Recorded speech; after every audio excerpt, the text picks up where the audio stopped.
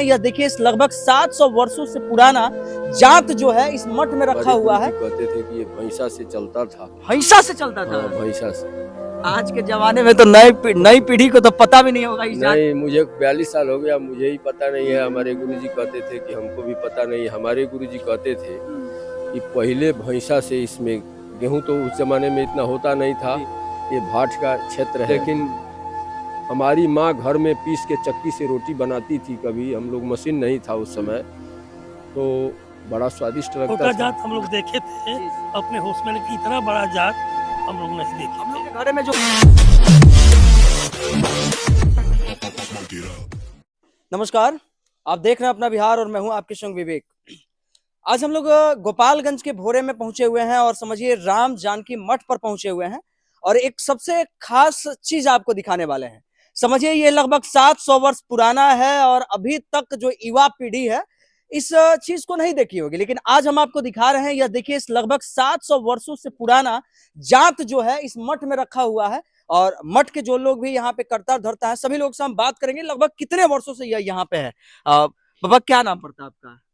मेरा नाम तो महंत राजेश्वर शरण देवाचार्य है। लगभग यह कितने साल से यहाँ जा? मैं 42 साल हो गया मुझे दीक्षा लिए। तो हमारे गुरुदेव कहते थे कि हमने भी देखा नहीं है, लेकिन हमारे गुरुजी कहते थे कि ये भैंसा से चलता था। भैंसा से चलता था? हाँ, भैंसा से।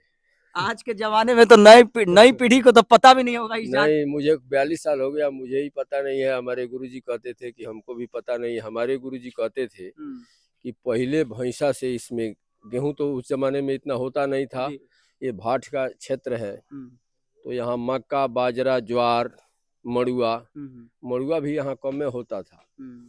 यहाँ बाजरा मक्का हुआ करता था, अरहर होता था, यहाँ अरंड होता था, रेड़ी जिसको बोलते हैं, और भरुआ मिर्च होता था, अचार जिसको बनता है।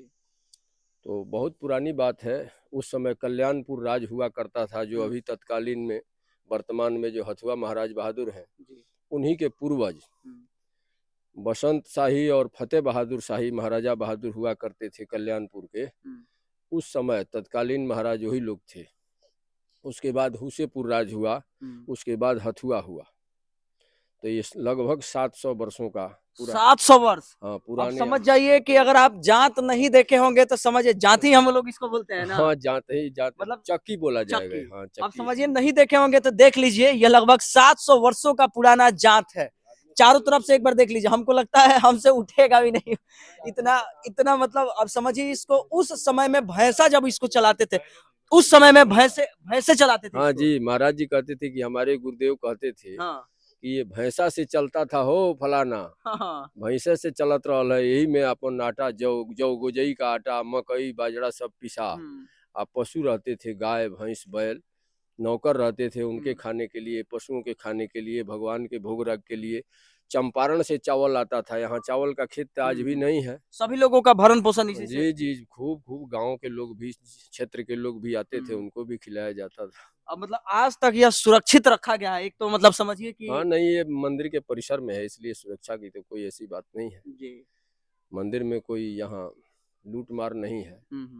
गांव के लोग इसकी सुरक्षा करते हैं। हम जात आपको दिखा रहे थे कि यह वही जात है जो लगभग 700 वर्षों का पुराना जात है।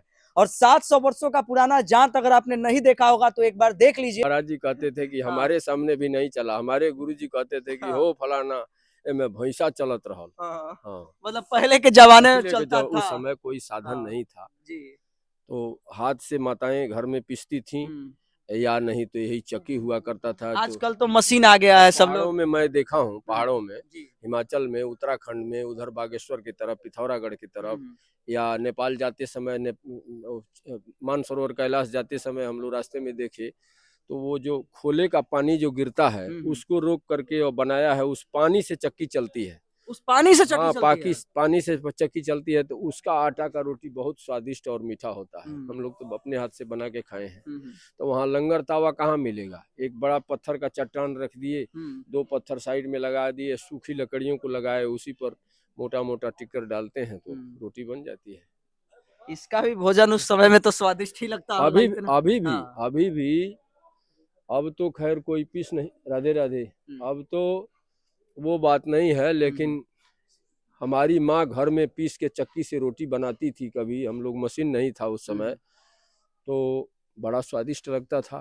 खाद कम पड़ता था खेतों में, अंग्रेजी खाद, दवाइयाँ नहीं, गोबर मवेशी पूरा रहते थे, घर में 3 नौकर रहते थे, तो गोबर का खाद से पलिहर जोत दिया जाता था, 6-7 बीघे गेहूं खूब बढ़िया होता था और खूब आनंद से लोग रहते थे, रोग मुक्त होते थे।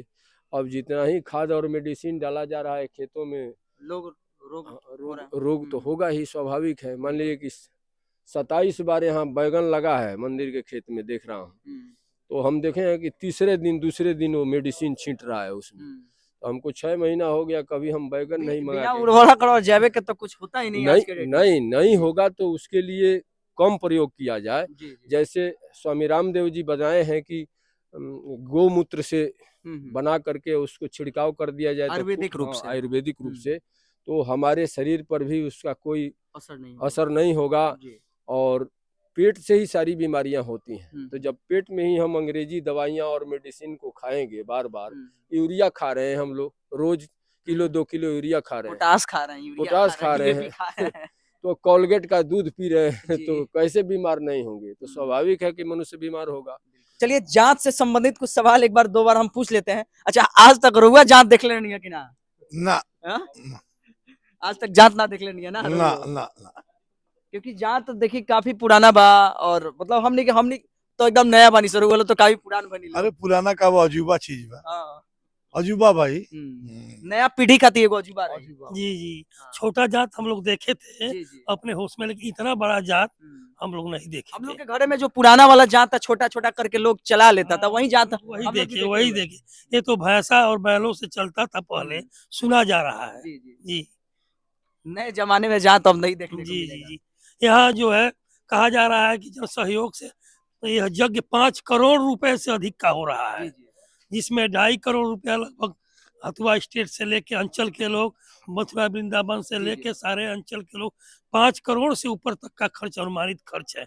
और 50,000 से अधिक लोगों का नित्य परिक्रमा करने का 5 करोड़ से ऊपर का खर्च अभी, हाँ, कम से कम हो रहा है। इससे अधिक खर्च होना है, इससे भी अधिक हो सकता है, इससे भी अधिक हो सकता है। अब साफ तौर पे समझिए कि अगले महीने, मतलब समझिए कि वो भी महीना आने वाला है, और जात की हम लोग बात कर रहे थे, लेकिन अगर आप बिहारी नहीं, देश के किसी भी छोर से हैं, तो एक बार बिहार के गोपालगंज भोरे में आइए और इस मठ पर आइए।